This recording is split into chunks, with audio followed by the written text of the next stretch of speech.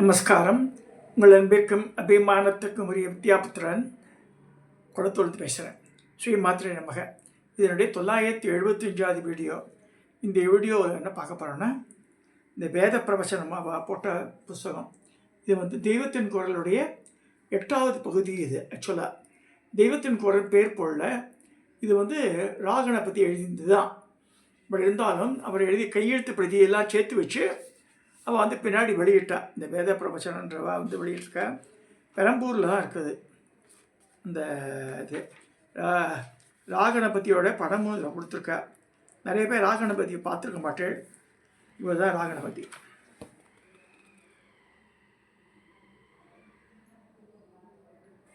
இவரதோட படைப்பு தான்.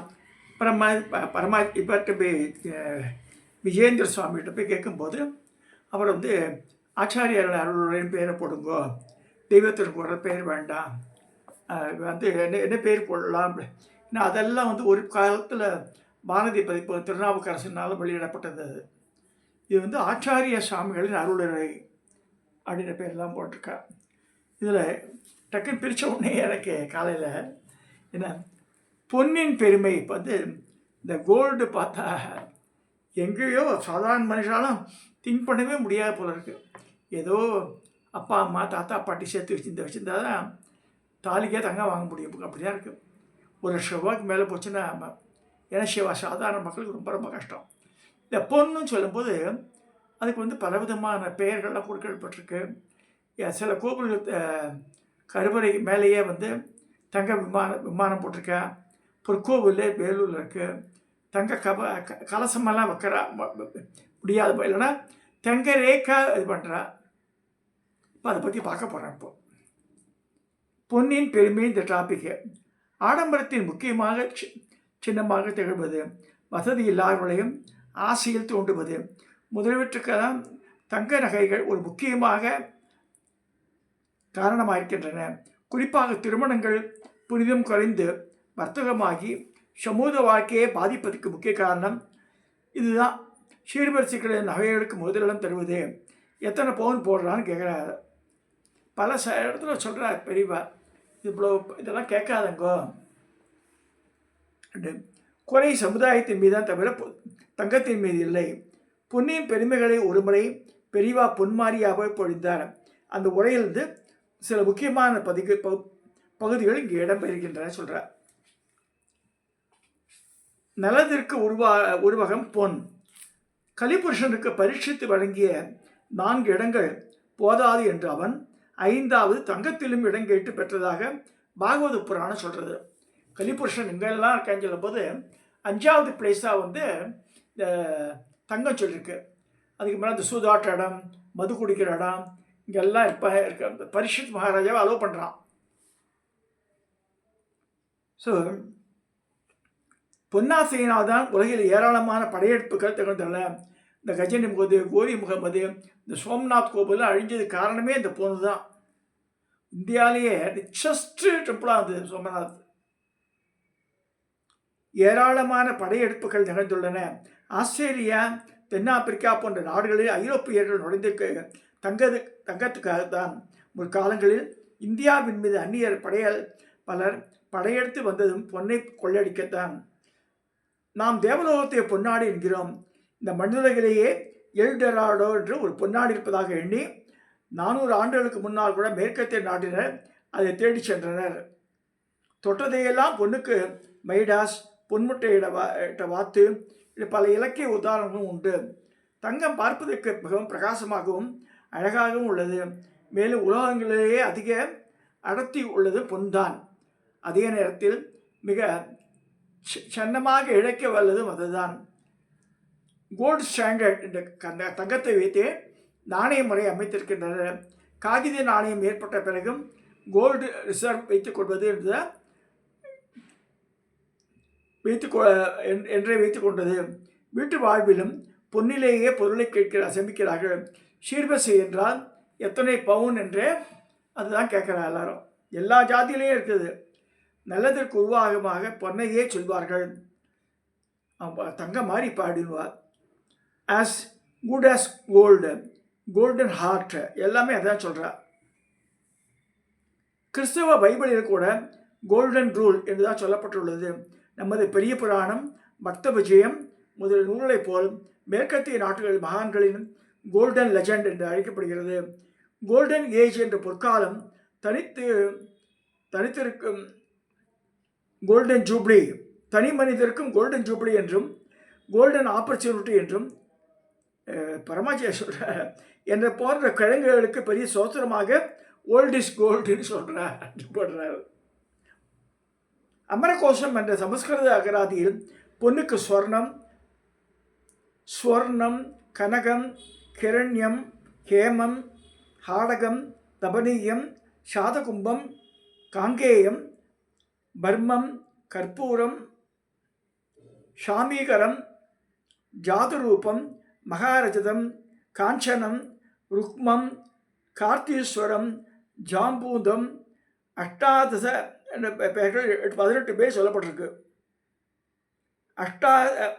பதம் 19 பெயரும் உண்டு. மகா பாதகங்கள் எனப்படும் பெரும் பாபங்களில் ஒன்று பொன்னை திருடுவதுதான். ஸ்வர்ணதேயமும் ஒன்று.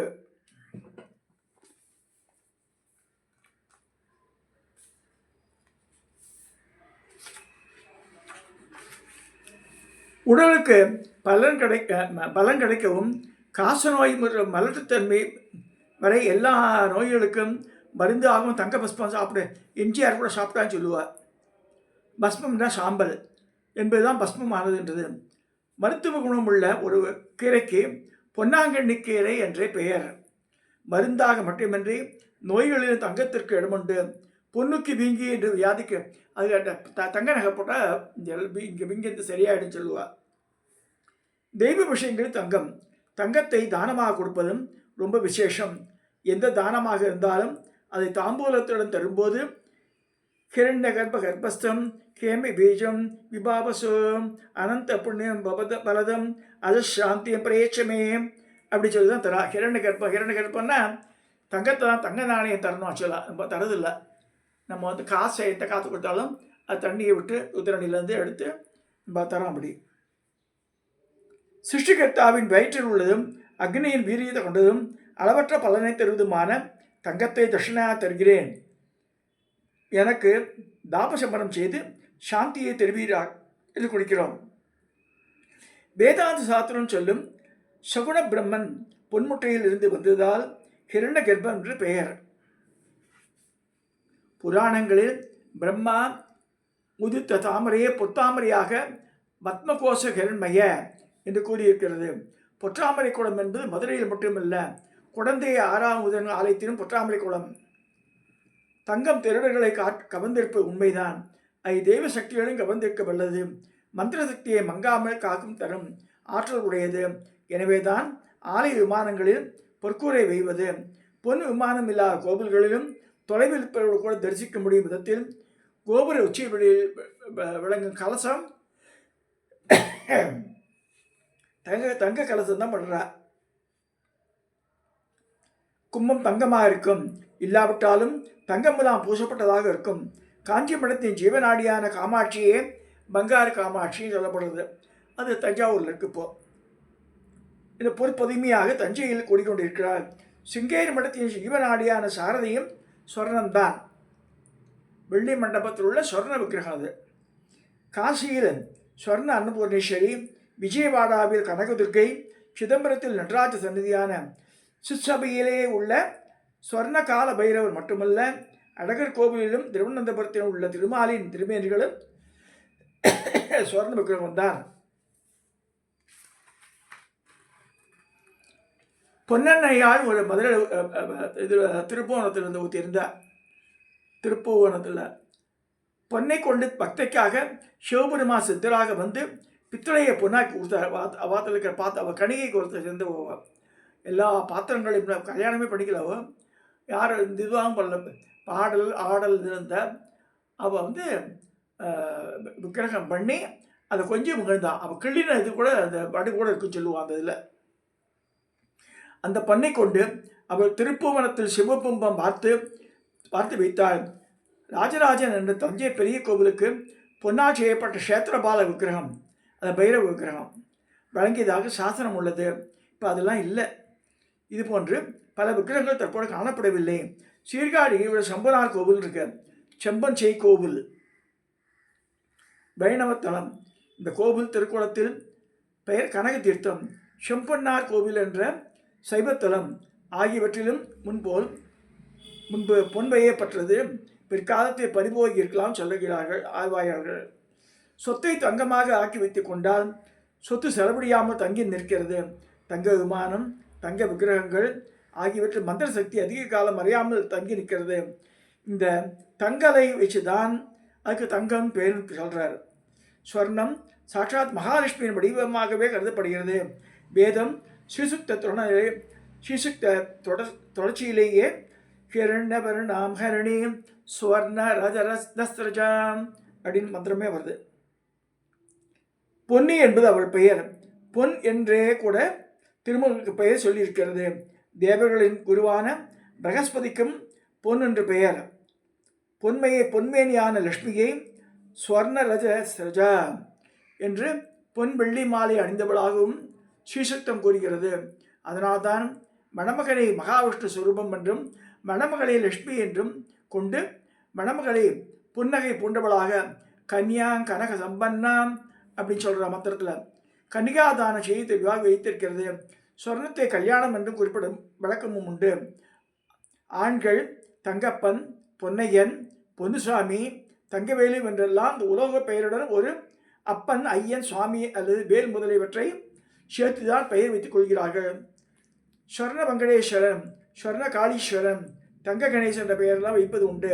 பெண்களும் பொன் என்ற பெயர் வைக்காவிட்டாலும் தங்கம் என்றே பெயர் சூட்டுகிறோம். மலையாளத்தில் அந்த பெயர் ஜாஸ்தி.